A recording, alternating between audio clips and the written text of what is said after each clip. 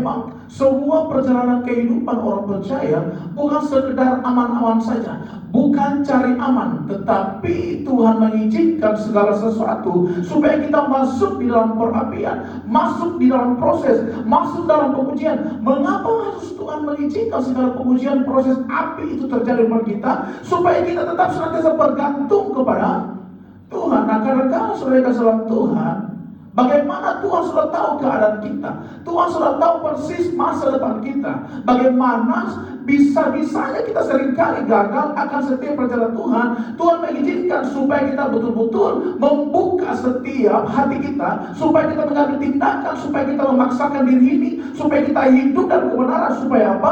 Kita tidak terjerumus, tersesat dalam kondisi dalam dunia ini. Nah, saudara dalam Tuhan dikatakan ayatnya ke-13, 1 Korintus 3:13 dikatakan bahwa sekali kelak pekerjaan masing-masing apa? Orang akan nampak. Orang Kristen percaya Yesus sebagai Tuhan Juru Selamat, tetapi apa yang Tuhan tunjukkan, tetapkan supaya apa? Sesuatu kelak nanti engkau mau Kristen, engkau mau pelayanan, engkau mungkin menjadi hamba Tuhan berapa puluh tahun, tetapi akhirnya Alkitab Yesus berkata bukan langkah awal yang menentukan, tetapi langkah akhir. Nah, bagaimana kondisi persiapan kita kalau kita bermain hanya di permukaan, tidak tenggelam dalam kebenaran? Kita gampang tergoyahkan, kita gampang tergincir dengan kondisi keadaan. Makanya begini Alkitab Yesus mengatakan, jangan kamu dibangun di atas pasir, kamu harus dibangun di atas batu. Batu karang itu siapa? Yesus Kristus. Ketika kita dibangun dengan Yesus Kristus, badai topan apapun, amin, kondisi apapun tidak gampang goyahkan. Karena begini, yang Tuhan inginkan supaya kita masuk dalam pengujian perapian, supaya betul-betul kita ini dewasa, kita betul-betul hidup kuat, berakar, bertumbuh, berbuah. Permasalahannya begini, seringkali kita menjadi orang percaya tidak mau masuk dalam pengujian perapian. Apa pekerjaan Tuhan? Engkau pun bernafas sampai saat ini, itu pekerjaan Tuhan. Bukti mungkin sering kecil apapun, jangan kita mengukur kita mungkin dapat yang besar, wah baru kita bilang Tuhan, oh Tuhan dahsyat, Tuhan luar biasa. Tidak bisa. Ukuran yang kita pakai tidak sesuai dengan Tuhan punya ukuran, di luar nalar, di luar logika kita. Nah, di sini pekerjaan Tuhan tuntut dalam hidup kita supaya apa? Ketika kita mengiring Kristus, apapun keadaan kondisi seperti jemaat Philadelphia ini, kita tetap semangat. Tidak tergantung kondisi, mau sedikit, mau banyak, mau mungkin kondisi yang tidak memadai, tetap semangat karena kita datang untuk menyembah Kristus, bukan untuk melihat keadaan. Nah, di sini saudara kasih Tuhan dalam ayat 3 ini mengungkapkan supaya kita betul-betul mengiring Kristus dari hati yang sungguh-sungguh murni di hadapan Tuhan. Karena Tuhan mengenal milik kepunyaannya. Tuhan mengenal hati kita. Saudara kasih Tuhan, kalau Tuhan mengenal milik kepunyaannya, artinya kita tidak bisa membohongi Dia. Dia tahu persis keadaan kita, Dia tahu persis kehidupan kita. Karena ini kita diciptakan untuk melakukan pekerjaan-pekerjaan yang baik. Apa itu pekerjaan yang baik? Melakukan kebenaran. Apa itu melakukan kebenaran? Hiduplah kekudusan. Hidup seperti Kristus hidup. Makanya begini, selalu kita harus ulang bahwa apa? Kita hidup harus betul-betul yang cinta Tuhan. Jika kamu mengasihi aku, kamu pasti menuruti perintah-perintahku. Orang yang tidak menuruti perintah Tuhan, orang yang tidak menuruti perintah-perintah Tuhan, dipertanyakan kualitas kekristenannya. Nah, seringkali saudara kesalahan Tuhan, kita tahu persis bahwa kehidupan yang kita hidupi saat ini zaman akhir. Tetapi pada zaman akhir pun seringkali kita masih bermalas-malasan. Kita harus akui. Bahwa kita semangat menyenangkan logika pikiran manusia, bahwa kita semangat itu. Tetapi pekerjaan Kristus, mujizat Kristus tidak tergantung kondisi. Nah, inilah perbedaan kita. Seringkali kita membatasi pekerjaan Kristus dalam kehidupan kita karena kita sendiri salah sendiri. Nah, selain kesalahan Tuhan, kita mulai kembali lagi. Bagaimana sikap kehidupan kita dalam pengiringan kita akan Kristus. Jangan sampai kita hanya menjadi orang yang menjadi orang yang betul-betul hidup dalam kerutinitas, tetapi kita tidak menghidupi firman. Jadi harus kita ketahui, tanamkan dalam hati kita, pikiran kita, prinsip Kristen, prinsip orang percaya, menyukai apa yang Tuhan sukai, membenci apa yang Tuhan Kita ulang, prinsip orang percaya, anak Tuhan, menyukai apa yang Tuhan sukai, membenci apa yang Tuhan benci. Kalau engkau sudah tahu Tuhan benci hal dosa sekecil apapun, seharusnya kalau kita sadari kita ini warga kerajaan sorga, kita harus sesuai selaras dengan perkataan Kristus. Amin. Karena Alkitab jelas mengatakan Dia memberikan roh.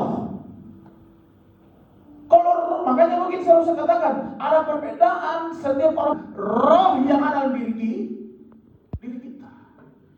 Ketika keputusan kita salah, pertanyakan roh apa yang ada di diriku. Betul engkau bisa mungkin melayani, tetapi betul juga selalu kita membawa setiap kerohanian kita berjalan sesuai dengan dosa-dosa kita. Apakah itu roh yang ada di diri kita lebih besar, roh Kristus yang lebih besar? Belum tentu. Itu bukan ukuran. Karena banyak orang melayani, banyak orang datang kepada Tuhan masih pegang kuat-kuat dengan dosa. Sering Tuhan, banyak hal, banyak kita terdengar. Keadaan kondisi, mau dunia, mau keadaan Indonesia, mau keadaan sekitar kita, semua telah membuat kita menjadi khawatir dan mengguncangkan. Fenomena hal apapun, ada hal-hal yang membuat mungkin kita khawatir dalam rumah tangga, dalam pekerjaan, dalam sekeliling apapun. Tiba-tiba orang meninggal, tiba-tiba orang dipanggil Tuhan, tiba-tiba ini, itu. Kita tidak tahu. Kita harus kembali pulang. Pertanyaan saya, harus mempertanggungjawabkan kehidupan kita. Engkau harus mempertanggungjawabkan. Tuhan tidak tanya berapa lama kau jadi Kristen, masuk. Tidak bisa. Itu bukan orang yang setia, orang yang tunduk kepada otoritas tertinggi. Mau tidak mau, suka tidak suka, harus menanggalkan hal-hal yang tidak benar. Karena kerajaan surga, saya ulang lagi bahwa kuduslah kamu sebab aku kudus. Tanpa kekudusan, engkau tidak akan melihat Tuhan. Engkau tidak bisa melihat Tuhan. Engkau tidak diizinkan masuk surga. Nah, saudara kasih Tuhan, tanpa proses yang Tuhan izinkan dalam kehidupan kita, seharusnya menggiring kita, mendorong kita semakin takut dan gentar, semakin hidup sesuai dengan kehendak Tuhan. Kenapa? Karena setiap kehidupan kita banyak hal-hal yang seringkali mencondongkan kita, membawa kita supaya kita hidup di luar Kristus. Apa itu? Rancangan-rancangan yang Tuhan sudah kerjakan di depan kita, supaya kita mengerti panggilan kita. Kita tidak salah arah dalam kehidupan ini, karena kita tidak tahu bahwa hal-hal yang akan terjadi sebenarnya untuk mendewasakan kita, tetapi respon kita salah. Disitulah titik letak iblis masuk. Makanya begini, fungsi iblis. Tuhan kita jelas mengatakan, mata Tuhan seperti awan-awan melihat setiap kehidupan kita. Kita bagaikan suratan yang terbuka, dapat dibaca. Mata Tuhan tertuju kepada orang benar dan orang jahat. Bagaimana bisa kita menyimpulkan setiap kehidupan kita setelah kematian langsung masuk tembus ke surga? Tidak bisa. Semua ada tingkatan-tingkatannya, tahap-tahapnya. Makanya ada Firdaus belum surga Firdaus. Di situ tempat untuk mana sikap kita di bumi ini. Kita melakukan kehendak Tuhan, atau justru kita hanya melakukan kepentingan pribadi kita. Makanya perlunya kita menyikapi kehidupan kita, memahami, perlunya kita berkomunitas seperti begini, perlunya kita beribadah bersama-sama seperti ini, supaya kita mengerti kebenaran, dimuridkan. Tanpa pemuridan, engkau tidak akan mengenal kebenaran. Engkau tidak akan bertumbuh. Engkau akan jalan sendiri. Engkau berjalan dengan logika. Oh, saya benar. Oh, prinsip saya lebih penting. Oh, saya lebih. Oh, cocok nih. Alkitab mengatakan begini. Ada orang menyangka jalannya lurus, tetapi apa? Menuju kebinasaan.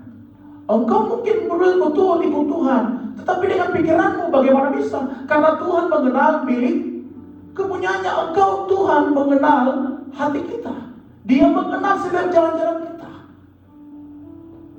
Kita tidak bisa menipu Tuhan. Mata Tuhan lebih besar dari segala sesuatu yang ada di dunia ini. Yang sanggup. Makanya begini, bukan tangan Tuhan tidak sanggup untuk menolong kita, tetapi yang merupakan pemisah antara kita dengan Tuhan yaitu dosa kita. Bukan tangan Tuhan kurang panjang untuk menolong kita, tetapi kebodohan kita lah. Makanya kita menjelas mengatakan, umatku binasa karena apa? Tidak mengenal kebenaran. Amin. Nah, saudara dalam Tuhan, berapa kali diungkapkan hal ini supaya mencerminkan, membuka pikiran kita, supaya pikiran pemandangan kita tidak hanya berjalan dengan logika pikiran manusia, karena logika manusia terbatas. Hikmat Tuhan melebihi daripada setiap kehidupan kita. Makanya pentingnya kita betul-betul dituntun Roh Kudus dan kebenarannya. Karena ketika kita hidup dan kebenarannya, kita pasti melakukan hal-hal sesuai dengan tuntunan Roh Kudus. Makanya jelas mengatakan 1 Petrus 1 ayat 13, sebab itu siapkanlah kalbumu, waspadalah dan letakkanlah pengharapanmu seluruhnya atas kasih karunia. Dan kita jelas mengatakan apa? Dahulukanlah, carilah dahulu kerajaan dan kebenarannya, maka semuanya akan ditambahkan. Oleh yang saya bersuara dengan Tuhan, saya mendorong kita, buat saya dan saudara, tidak ada hal yang harus kita dahulukan dari kehidupan kita. Hidup ini singkat, jangan mengisi kehidupan yang singkat ini dengan hal yang lahiriah, karena hal yang lahiriah membuahkan apa? Kebinasaan.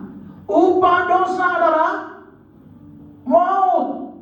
Ini harus berulang-ulang, tetapi seringkali kita meremehkan.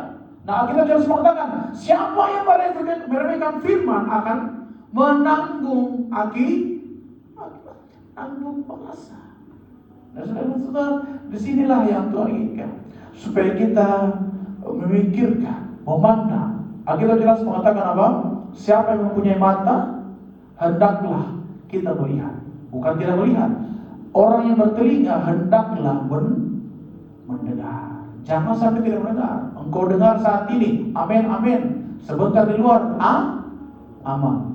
Beda lagi ceritanya. Ini sukar sulitnya kita manusia. Hidup dalam logika, hidup dalam pikiran manusia, hidup dalam kedagingan. Kita lupa firman Tuhan, prioritas, esensi panggilan Kristus dalam kehidupan kita. Kita harus mengerti, karena kita harus tahu persis bahwa jangan sampai kita melayani ikut Tuhan roh diakhiri dengan daging. Ini yang bahaya sebenarnya Tuhan. Ini yang paling bahaya. Ini kita harus renungkan. Jangan sampai kita berapi-api. Awalnya berapi-api, tapi akhirnya bagaimana? Yang Tuhan tuntut kesetiaan, ketaatan. Alkitab harus mengatakan, siapa yang bertahan, dia yang selamat. Orang yang bertahan seperti apa? Orang yang bertahan tetap cinta Tuhan. Orang yang bertahan tetap senantiasa melakukan firman Tuhan. Orang yang bertahan tetap walaupun sakit, kita tetap apa? Cinta Tuhan. Orang yang ketawa sekarang, dia akan menangis nanti. Tetapi orang yang menangis sekarang, dia akan tertawa. Itu yang menjadi perbedaannya. Amin. Itulah. Makanya Alkitab bisa mengatakan sangkal diri, pikul salib.